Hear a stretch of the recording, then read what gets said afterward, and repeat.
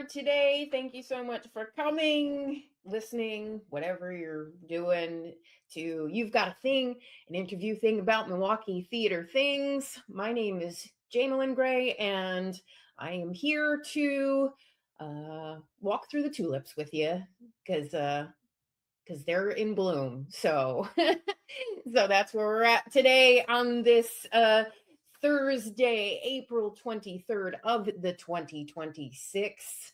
And we're gonna check out some events from the Milwaukee Theatre Alliance, and then I've got a great interview for you from my team, the Constructivists here in Milwaukee. We are opening Bug by Tracy Letts this weekend.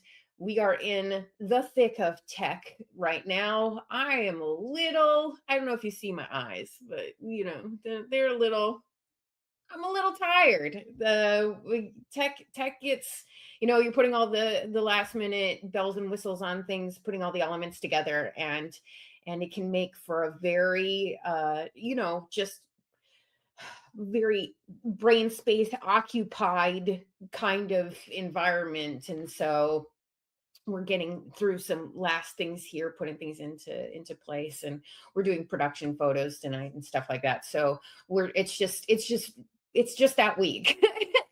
For those of you in theater production, you know what Tech Week is and how it is, and no matter what you do to alleviate all the stress points and make it a wonderful experience, it's just challenging. It's just challenging, and you just got to get through it. And so that's where we are.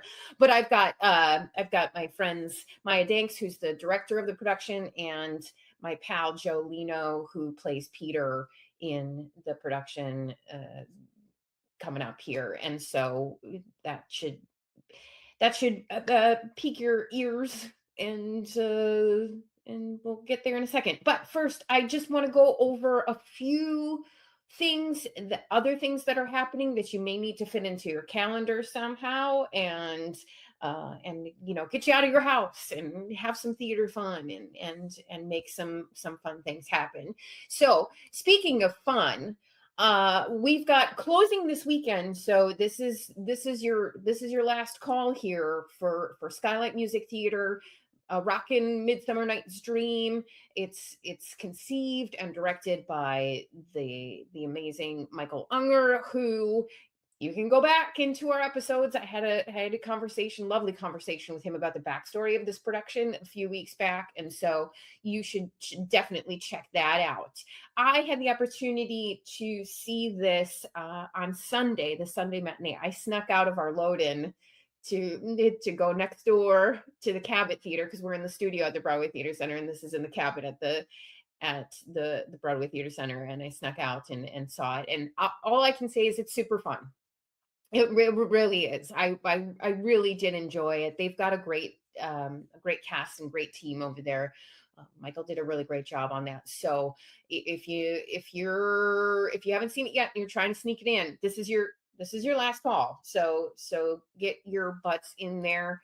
Again, a rockin' Midsummer Night's Dream. You can go to Skylight Music Theater, and that's a TRE.org, to check out more information on that. So do that as soon as you can. Then next we have happy opening to the folks over at Next Act Theater. They are opening Dinner with the Duchess by Nick Green and directed by Samantha Martinson. This had, it's saying on the image there that it's April 22nd. I think they have previews these Wednesdays and Thursdays, and then I think they actually open tomorrow. I think is what we're at. This is a US premiere, and so it's the backstory to it is at the end of a storied career, violin virtuoso Margaret gives her final interview to a young reporter. And as the evening wears on, Margaret must confront secrets and ghosts of the past to face an impossible question: how will she be remembered? And it features the wonderful and amazing Laura Gordon. So get your butts in there for sure. That's at nextact.org. You can check out more information about that. That's going to go into May. And so make sure you put that on your list of to-do things here. So again, happy opening to them for sure. Then next we have on the list a one night only event, and I talked to Jilliana Ponasek about this last week. So again, go back and check an episode because she's just so smart and so amazing. The Milwaukee Upper Theater is doing one night in concert Follies. The last I saw, there are very few tickets left for this, so don't sit on your hands for this one. Put those hands to the keyboard and click, click, click, click away if you want to sneak in here. This is a Wednesday show, April 29th. So that's next Wednesday for you to check that out. Follies is of course Sondheim and a wonderful. If you go to Milwaukee Upper Theater's website, I think they have the list of who's all involved in this. It is a massive cast. It's a reunion of sorts for lots of people, and so it's just from what I understand, a wonderful production of Sondheim's that you don't want to miss if you can get in there. And so you can go to Milwaukee Opera Theater, that's a TRE also.org, to check out more information about that and get those final tickets. Because again, as I said, we're running out of seats on that one. So make sure you do what you can if you want to catch that. Then we've got our friends over at Interchange Theater Co-op, the improv extraordinaire group troupe persons of many different groups of improv artists. And so this week we've got Quest which is a team on the regular, so you can check them out this week, featuring Forecast and Accountability Partners. So that's tomorrow night, the 24th, for that adventure. Roll for Laughs with Quest. They bring you Dungeons and Dragons inspired improv. So if that's in your interest field, check that out. And then Forecast is just like the weather, enjoy a flurry of scenes that set up atmospheric conditions for a perfect storm of improv. Super funny. And Accountability Partners with Danny Scott and Dan Zins. Okay, great. And then Saturday night, you're going to check out Action News Tonight with The Young and the Scriptless. Hilarious. Fake news ain't nothing on us because it's all made up. Ha ha. For Action News Tonight is what they say about that. And The Young and the Scriptless is uncover all the secrets, drama, and betrayal as they unfold before your eyes in The Young and the Scriptless. Ha ha. So that's at interchangetheater.com. They also have on Sundays their open mic and open jam, so that you can bring what you got and get in front of the microphone and do your shtick. So you can check all of that out at Interchange Theater. That's a TER.com for tickets and info and all the things. Check those guys out over there. Finally, I just have to mention the Brick House, which is a venue that's you're able to rent all the time for theater rehearsals, auditions, workshops, stage readings run by my very good friend, Amanda Hull, who also happens to be the costume designer on Bug this time around. And so I've worked with her a bit. Lovely human being. And you should rent from her, she and her husband. You should rent from her and her husband. That was grammatically horrible. And you can that's on the north side, and just a really great little space, and they've got a bar and all of it. So you can go to the brickhousemke.com to check out more information about the Brick House and rent from Amanda Hull and her husband Cole. They're lovely, lovely people. So you should definitely research that, check it out, do the things, you know the drill. So do that for me, would you? Okay. Great. So that's the things that we have floating around this weekend that you can put on your calendar and plan accordingly to get around the city of Milwaukee and see some stuff. So, but now let's get to that interview that we also recorded today, because it's a very, very packed schedule for us over here at the Constructivist team. So we're squeezing this in where we can. But I hope you enjoy this interview with Maya Danks and Joe Lino, and I'll see you on the other side. Okay. With me today, I have Maya Danks of the Constructivists, and we're waiting for to see if Joe's gonna pop his head in here. As I've said, we're in tech right now, so everybody's sort of like schedules are all over the place, and so but Maya made it. So how are you today, my friend? Good morning. I'm great. I slept in today. I'm doing fine. Good. I did not. I, for some reason, have been snapping awake at like 5:30, 6 a.m. I can't imagine what would be on your mind. I can't imagine what would be causing you any pressure. We're in the thick of tech, and so everything's happening at once, and we're almost out of the woods. We're almost there. Almost there.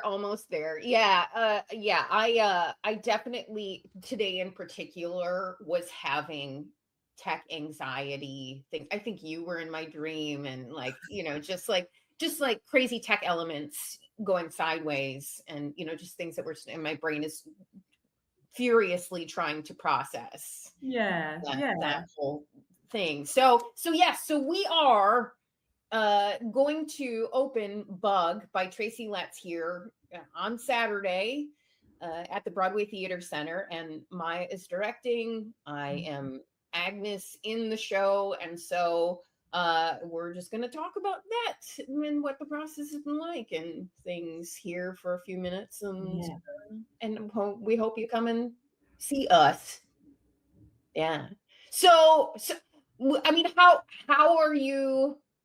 You can put as much truth in this as you want. Like, how are you feeling right at this moment in time? Truthfully, I'm feeling solid. I'm feeling like we've got our feet under us. I feel like the actors were ready a week ago. It's been very cool and given me little bursts of energy throughout tech to see the different design elements in conjunction with each other, of all the really interesting, cool sound stuff that we've got going on, with all the lighting elements and how they complement and kind of boost each other, and getting to finally see the that final big picture from the external, which I know usually I'm on the other side of things, where I'm on the stage during tech wondering, is any of this working? I can't see the whole picture. And so it does feel very cool to be on the other side and saying, oh, I can see the flow. I can see how this is now shaping into a full 3-dimensional thing. So good, because now I'm sitting here going, is all this working? Because you're usually on the external side, watching the big picture. So I can't imagine, I have to imagine that would be a source of anxiety. Absolutely. It's a little anxious driving. Yes, it is. I definitely, just from the actor side of things, just getting those last pieces, just freaking out about the light switches. Oh yeah. When do I flick this switch? When do I pick up this tiny prop and move it somewhere else? When do I, the new elements that, how do I not trip over this piece of set dressing? Yeah. Yeah. Because for people listening out there, if you're not familiar, it's when you're particularly when you're in the non-equity storefront space, you're rehearsing at a space that's off site of the theater space, and so you move into the theater, which is many times way different than, and you have, because of budgetary reasons, less time available to you to have inside the theater to make those spaces work. So you're making this transition from a place where you did not have light switches to flick. And now all of a sudden there's legit light switches on the wall. And I'm just, every time somebody would ask me, hey, can you do that? And I'm like, yeah, sure. Sure, we'll get there, Just some brand new muscle memory to throw in. Oh, Yeah. but I think the set looks beautiful. I think it looks, I mean, beautiful as in seedy hotel in Oklahoma, beautiful. Yeah. Yeah. How do you see it happening from, like, what do you feel like the little like zhuzhing things are right now, like set wise? Do you feel like, yeah, we're in that final stage. I think today will kind of be the like nail, not in the coffin, but hitting the nail on the head, the cherry on top, the icing on the cake, whatever, you know what I mean, of yeah of like getting us fully into the detail work. Yeah.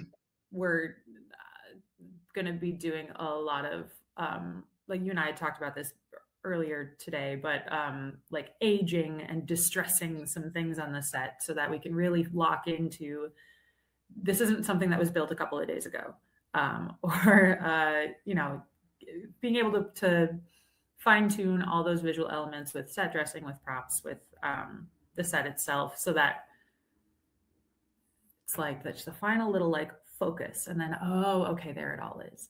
Today I think is the final day for all of those details to come together, which is great because we're taking photos today, and so all of that will be immortalized. Yeah, it's like, well, it kind of has to be finalized today. It kind of has to be. Yeah. How do you feel the rehearsal process went overall? I mean, you went out of town for a little bit, and so we had started the process, and then we took a little bit of time off, which honestly for me as an actor gave me time to really focus on the script and get some words in my head, which I'm grateful for. How do you feel like it rounded out? I feel like we had exactly as much time as we needed, if not a little extra time to play right there towards the very end, which was great. We had started, for all of you out there who want the behind the scenes, we had started meetings with the designers, with our set, sound, lights, all of our designers, way back in December.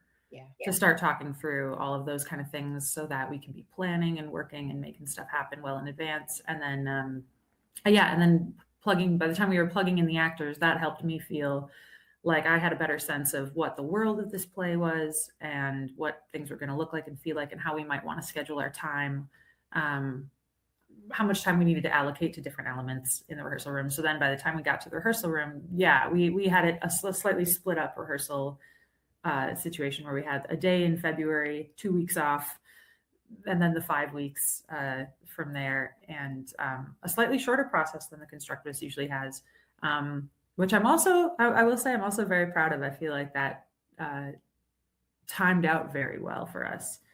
But I feel like there was a lot of support and structure throughout, for myself as well, to be like, all right, we know what we're doing, when we're doing it, we know when it needs to be done by, and we were meeting the goals, and nobody was at each other's throats, or it's been a great team. It's been a great group of personalities. to be around. I always felt like, at least for me, I don't know, I can't speak for everyone, but I always felt like it was a room that I wanted to come be in, and folks that I wanted to collaborate with. And so I'm I've been feeling great about that this whole time.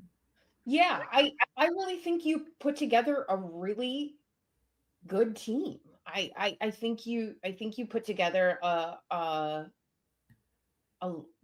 5 people who really carry a lot of experience with them, and I think it made the process, I don't want to say easy, but it Dare you say? but I won't say it. No, I will say stress light. Stress light. Wow, that's high I praise. I feel really confident in the partnerships and the relationships that we've built on stage. I feel really confident in it. Particularly when you're in tech week, your brain can play tricks on you, and things that you knew you don't know, and so in these past couple days, there've just been times when my brain just doesn't grab onto the familiar, and I feel like we've been navigating those spaces and times really well, which makes me really confident in the relationships and the people that I'm working with, that even if something is a little bit sideways, we can make sure that the story keeps getting told the way that it needs to get told, and that the audience will not know any different. Yeah, this has felt like a cast that can pick up on each other's, quirks on stage. If somebody's skipping ahead to a moment, or if something goes awkward or goes weird, the scene partners, you're there with each other. You're picking up on what the other person needs, and it's felt like a team that has been enjoying playing with each other, and getting to all the places that we need to get through, just a comfortable, fun, playful kind of mindset. Yeah. And which is great, because a lot of the parts of this play do require a lot of emotional vulnerability and heaviness, at times, but I think that's helped inject the life and the humor into the play. So Yeah, I was talking to Laura Sturm last night on the way home, because Laura Sturm's our intimacy person, and she is such a superhuman. She drives up from Chicago. We've been friends for almost 20 years, and so I like to call her on the way home, because it's late at night, and it makes me very nervous that she's driving after a long day, and all that kind of stuff. So but I was talking to her about the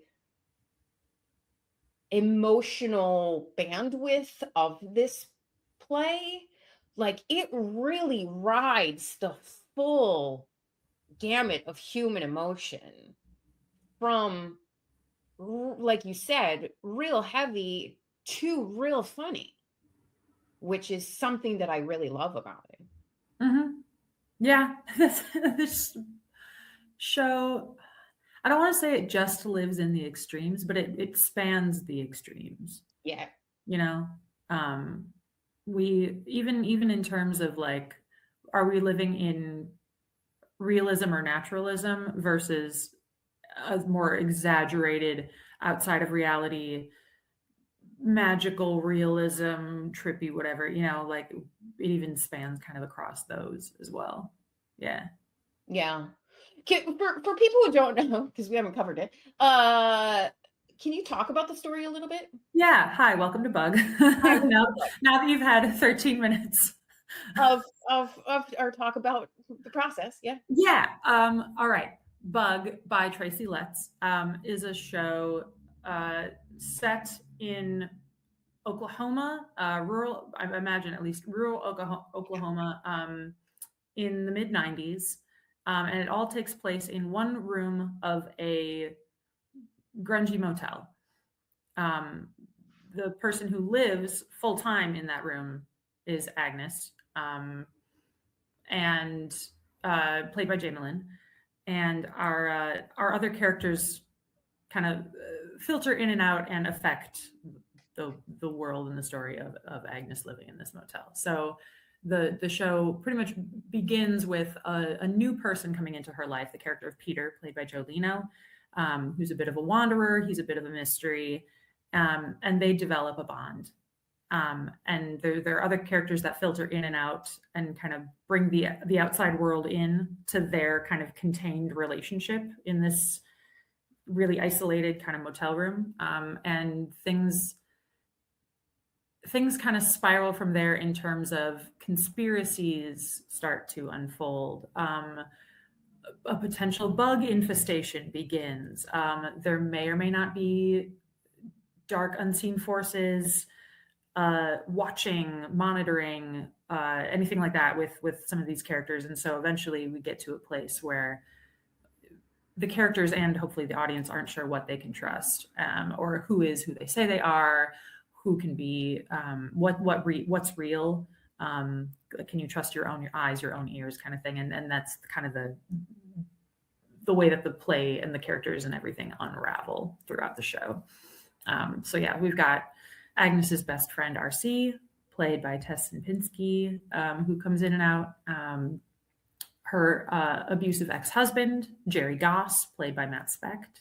Agnes, yes. Agnes's ex-husband, who of course is going to, bring some element of history and of threat into the space. And a mysterious final character, one Dr. Sweet, played by Robert W.C. Kennedy, who I won't say anything else about.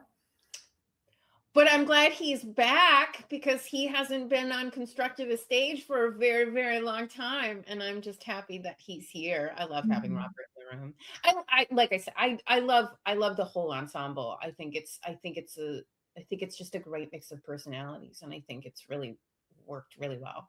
Mm-hmm. Yeah. Mm-hmm. Yeah. I have not tired of this play. Even in all the hours that I have spent trying to cram the words in my head, because the words, for as well as they're written and for how they're written, there's some real like glitchy points in my brain to make this stuff happen. So I've spent a lot of time on it, and I still am fascinated and still discovering things and still really enjoying this play experience because it's just so fascinating. Yeah, to this day, I think we're 2 days away from opening, and like on day one, we all sit down, we read the play, and then we get to hash things out and talk about reactions and first impressions, takeaways. And everyone had different theories about what is true, who is this person really, what's this person's history really, is what this person is seeing really happening, all that kind of stuff, right? All the mysteries of the play that hopefully audiences are also going away and having these conversations about. And all of us had different theories about what is actually happening in the play. Yeah. And to this day, I don't think most of those theories have aligned. It's not the kind of show, most shows, you want your scene partners or your director and actors to have the same interpretation of, hey, we all agree this is what this person's backstory is, or something like that, right? Yeah. And this play is so not that everyone can be like, nope, I think this guy is blah, blah, blah, blah, blah, and I think this happened, and here's my, board with red string all over it. And none of us have the same exact theories, and it works because that's kind of just where the play leaves you of, it doesn't provide you all of the answers. And so you get to kind of tell your own story or fill in the blanks yourself in that way. Totally. Yeah. So yeah, that's been keeping, there are times that I'm watching the show where something will hit a little different, or I'll hear something different for the first time. And I'm like, oh, well, that changes everything. Go back to the board, go back to all the red tape, and So yeah, so I'm still having fun watching the thing. Nice. Why do you think people should come and see this show? I mean, for that reason alone, I think it's a fun show to see because it is the kind of show that, I mean, I remember when I saw they were producing this down in Steppenwolf in Chicago Yeah. a few years ago. I think it was in 2021 or so, Yeah. 2022 that I saw it. And I remember on the drive back, the person that I saw it with, we were having that whole conversation for the whole drive back of, yeah, but what about this? Okay, but what about this? And those are the kind of shows that I think are really fun to see because of the after show conversation that it kind of brings up, and it sticks in your mind. You keep kind of coming back to it and being like, wait a minute, but if that's the case, then that couldn't have been, you know.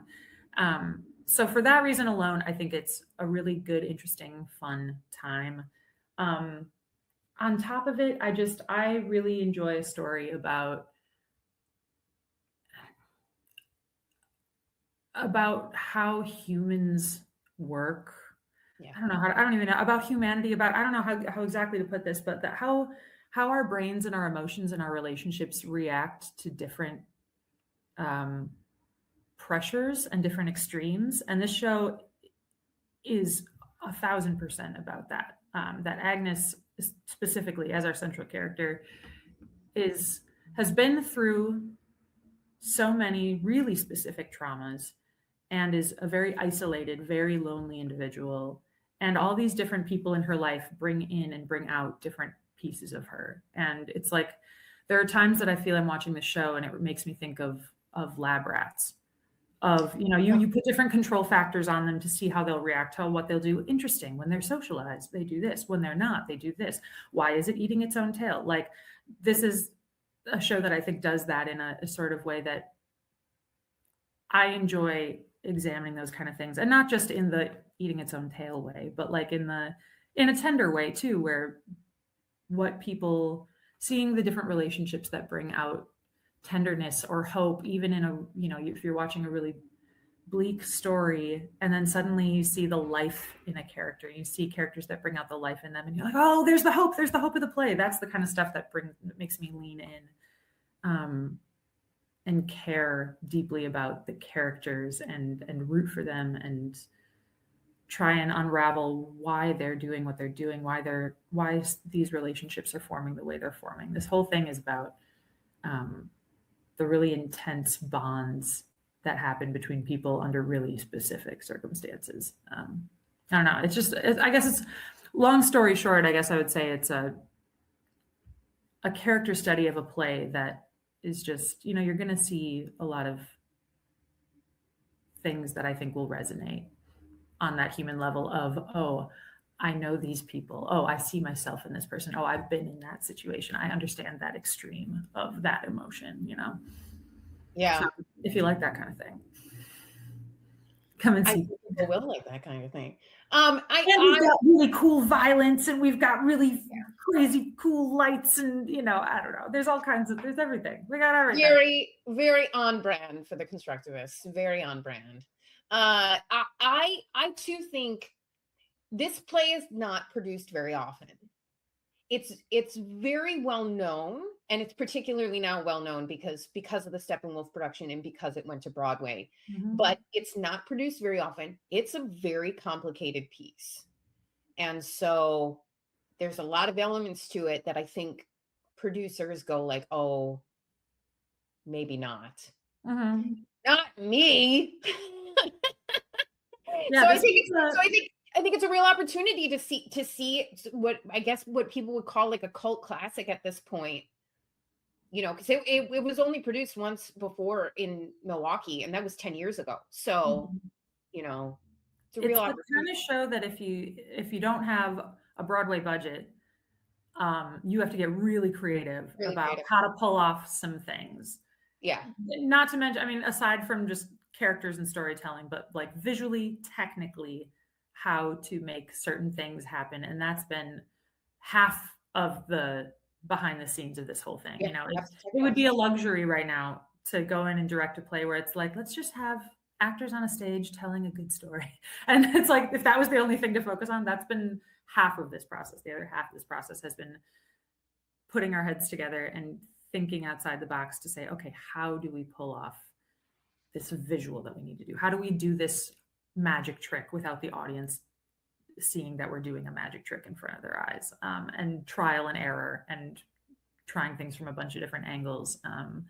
And those moments are also, what makes the show, I think, stick out in a cool way. And a lot of those pieces have been coming together this week. I don't want to give anything away, but no spoilers here. No spoilers today. No spoilers today. But there's No fun stuff. Yeah, it's been a ride, and it will be a ride for you too when you come and see it. Mm-hmm. That's how I feel like it's just a good ride. Yeah. So if you want to come and see our little project that we have put together, you can go to the Constructivists.org to find out more information, get links to tickets and all of the things. There's biographies about the people, links to other interviews. We've got all the things that you can wrap your head around to come and see Bug by Tracy Letts, directed by Maya Danks at the Constructivists. Any final thoughts you would like to share with the persons? I second all of that. I think this show has so much going on. You mentioned there's more info at the website. I want to specify too that because the show handles a lot of very heavy themes and some jarring visuals, violence, things like that, just check out, there's a content disclosure on the website that like goes itemized. If you're okay with spoilers, like goes itemized. If you are saying, hey, don't have the capacity for certain things right now, just check in with that so that you can be setting yourself up for a good time. And but I do think that it is a good time. In a very specifically dark kind of way.